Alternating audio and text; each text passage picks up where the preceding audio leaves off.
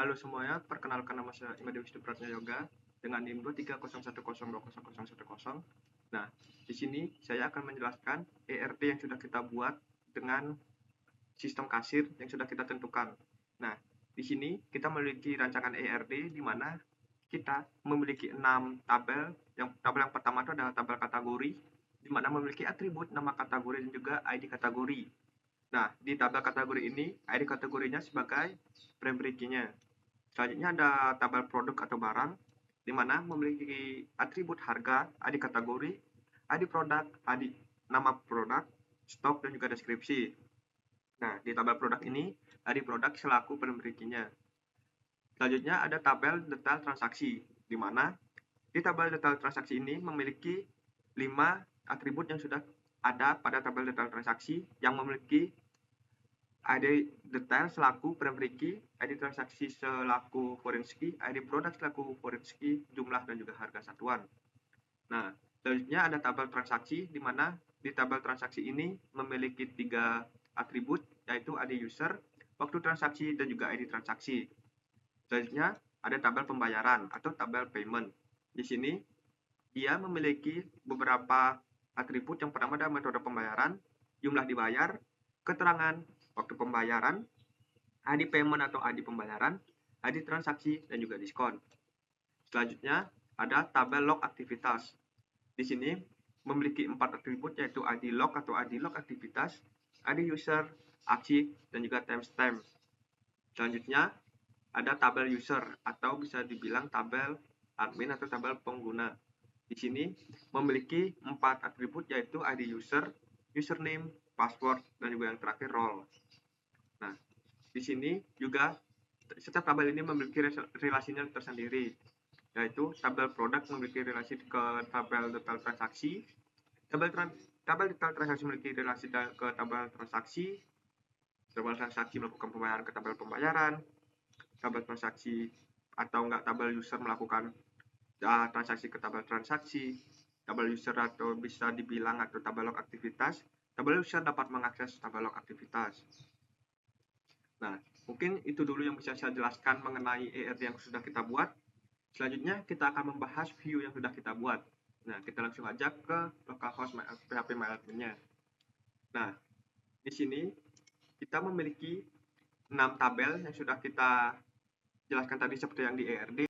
Nah, kita lanjut aja ke yang pertama yaitu view produk terlaris. Nah, di view produk terlaris ini kita bisa lihat total terjual yang terbanyak. Jadi kita tuh mengambil top 5 produk yang terjual dengan jumlah yang paling banyak diminati. Kita bisa lihat di sini ada peralatan rumah tangga, minuman, alat tulis, makanan, aksesoris. Jadi kita bisa contohkan, kita masuk aja ke detail transaksi. Di sini ada jumlah. Coba kita insert dulu, kita mau menambahkan yang terlaris. Nah, kita buka dulu produk terlarisnya. Sebentar. Nah, kita bisa lihat apa yang belum ada di sini. Ada sapu lilit lantai, teh botol, pulpen pilot, nasi goreng, dan gelang. Kita bisa tambahkan yang belum ada. Ada detail nggak usah kita auto increment. Produknya kedua. Yang belum ada itu gelang kulit. Apakah sudah ada? Tadi kita bisa lihat. Nah, gelang kulit sudah ada. Berarti kita coba yang lain. Tidur, buku novel, kos oblong, yang belum ada. Nah, kos oblong kita belum ada, kita tambahkan kos oblong. Nah, kita tambahkan jumlahnya itu, jumlah transaksi yang akan kita gunakan itu kita coba di 10, harga satuannya 25.000. Nah, kita coba go. Dan ya, sudah berhasil. Kita bisa lihat di view produk terlaris apakah terupdate. Kita refresh. Nah, dan ya benar aja ada kaos oblong dengan nama kode pakaian sudah total terjualnya 12 karena sudah ada 2 kali transaksi. Yang tadi kan jumlah itu 2 dan kita tambahkan 10 lagi jadinya mereka 12. Dan kita bisa lanjut lagi ke view produk habis. Nah, di view produk habis ini kan sudah ada stoknya 0, maka dia tercatat. Kita juga bisa contohkan. Kita masuk ke tabel produk.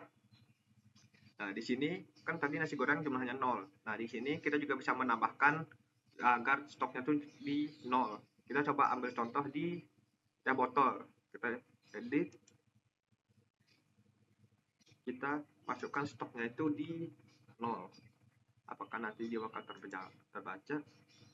Nah, kalau sudah sukses, kita coba lihat apakah sudah terupdate. Kita refresh.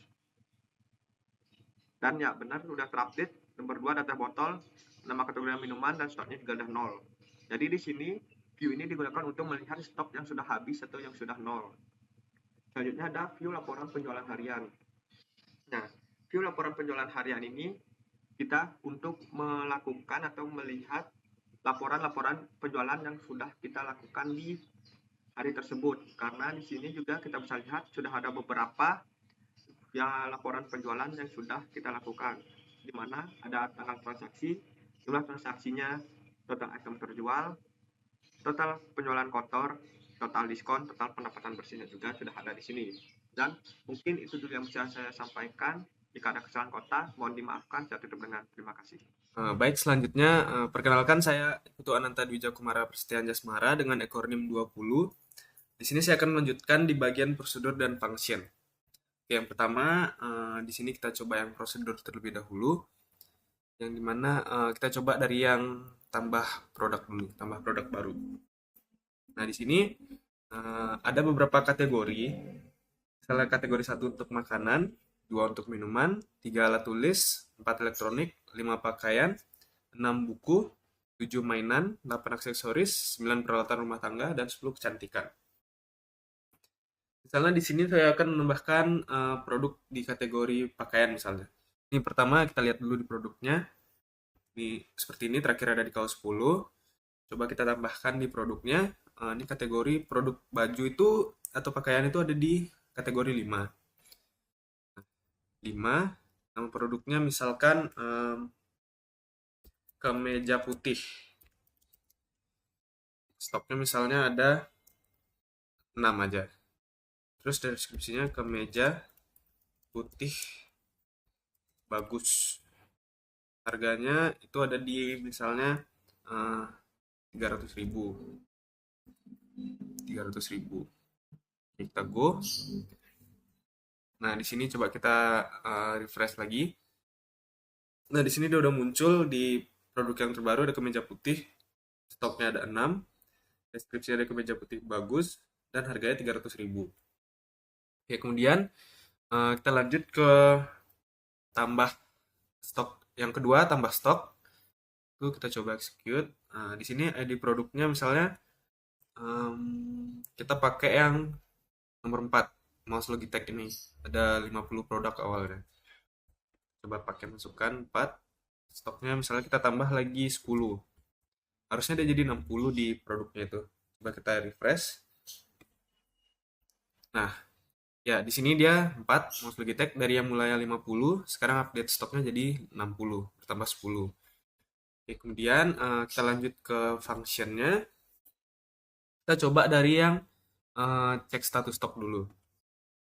Di sini kita mau cek status stok. Oh ya, sebelumnya di sini saya mau masih dulu bahwa misalkan stoknya itu ada di 0 atau di bawah 10, itu ya stoknya 0 itu dia akan menampilkan output stok habis. Kemudian jika stoknya itu ada di bawah 10, dia akan menampilkan output yang menuliskan stok menipis.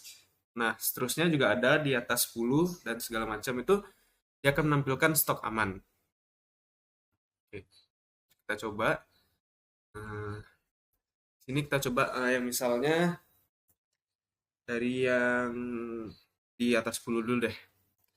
Misalnya itu kita coba yang tadi aja deh, yang mouse Logitech itu ada 60.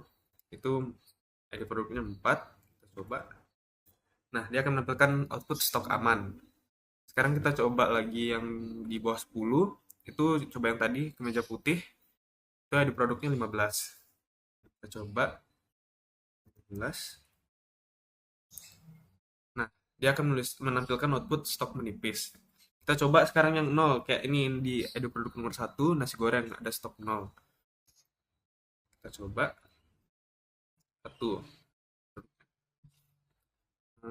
Nah, dia akan menampilkan output stok habis. Begitulah cara kerja dari cek status stok ini. Kemudian kita lanjut ke function berikutnya, itu ada hitung diskon. pertama-tama itu di sini kita lihat dulu jika dia pembayarannya jumlah bayarnya melebihi 500.000 atau 500.000 ke atas, dia akan mendapatkan diskon sebesar 5% dari dapat diskon 5% atau potongan sebesar 5% dari jumlah yang dia bayar.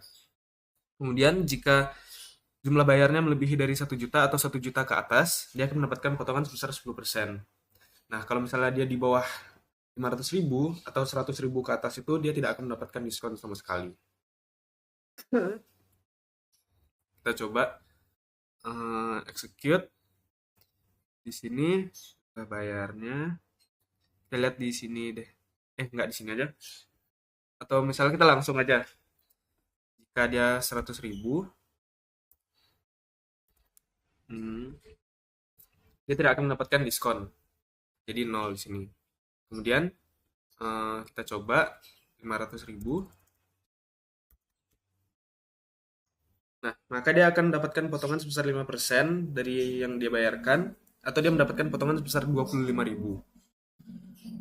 Kemudian kita coba lagi yang 1 juta.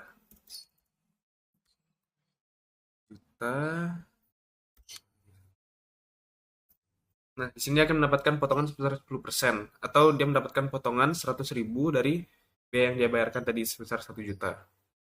Nah, mungkin itu aja dari saya, Pak Buddha, untuk menjelaskan function dan prosedur. Jika ada kesalahan kata, saya mohon maaf dan saya ucapkan terima kasih. Oke, untuk bagian selanjutnya saya akan menjelaskan mengenai bagaimana sistem ini bisa bekerja secara otomatis menggunakan sebuah trigger. Nah, untuk trigger yang pertama itu adalah trigger catat log setelah transaksi. Nah, yang dimana trigger ini berfungsi untuk mencatat aktivitas setiap kali terjadi sebuah transaksi, yang dimana ini akan disimpan ke dalam tabel yang bernama log aktivitas. Oke, kita coba demokan. Nah, untuk data awal pada tabel log aktivitas itu terdapat 8 data. Oke, kita coba insertkan ke dalam tabel transaksi. Oke, kita insert.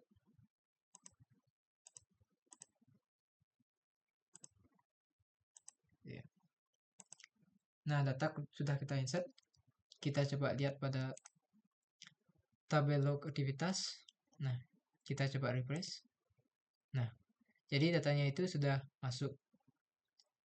Nah, mungkin itu untuk trigger mencatat log setelah transaksi. Kemudian kita lanjut ke trigger yang kedua, yaitu ada kurangi stok setelah transaksi.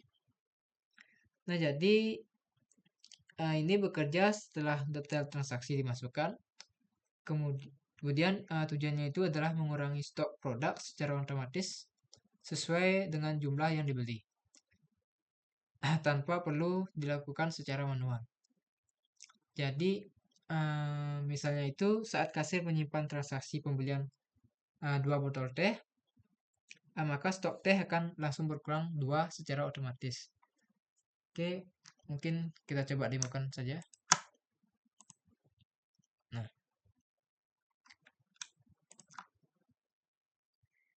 mungkin kita coba insertkan di detail transaksi.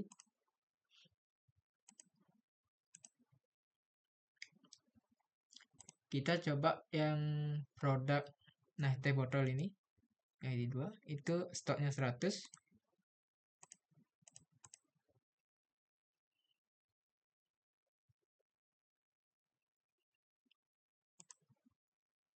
Oke, kita insertkan jumlahnya 2. Harga satuannya, nah juga ya.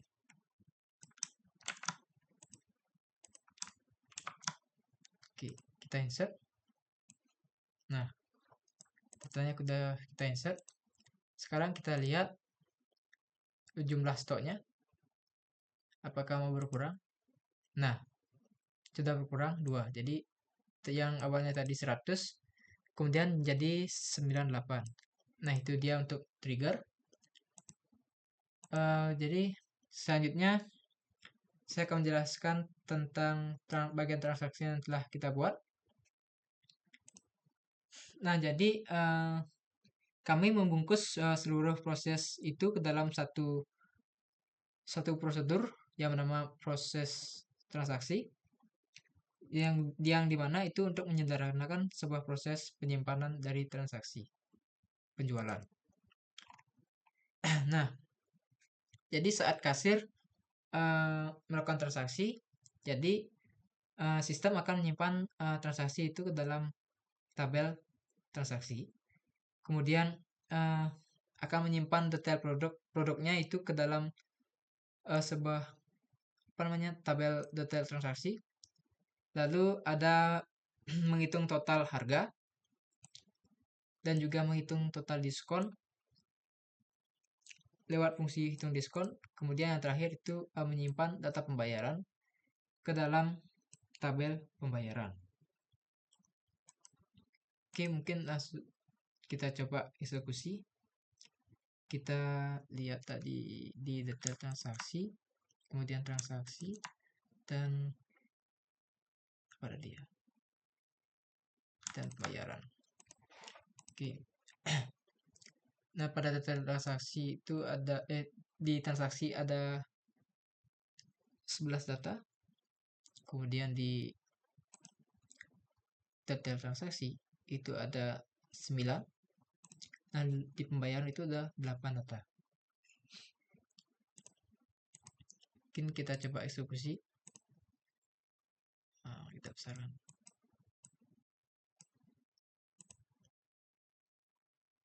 Oh iya, ID user.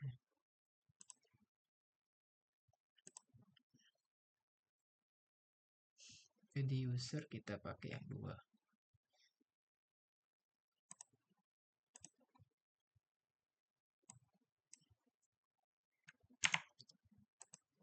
Untuk pembayaran kita transfer saja.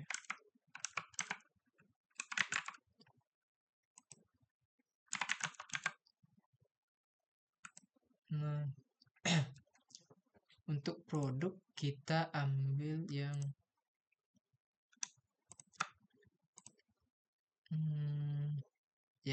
teh botol aja. Kita ambil teh botol. Jumlahnya sama 2. Harga satuannya tadi berapa? Ya. Dan produknya yang kedua juga sama. Jumlahnya 2. Harga. Oke. Kita klik.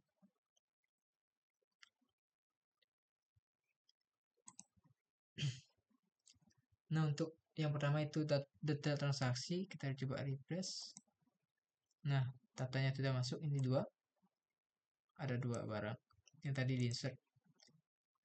Kemudian di transaksi, oke, sudah ada yang ini. Kemudian kita di pembayaran, nah sudah masuk. Dan kita lihat tadi yang di produk teh botol, nah sudah mau kurang 4.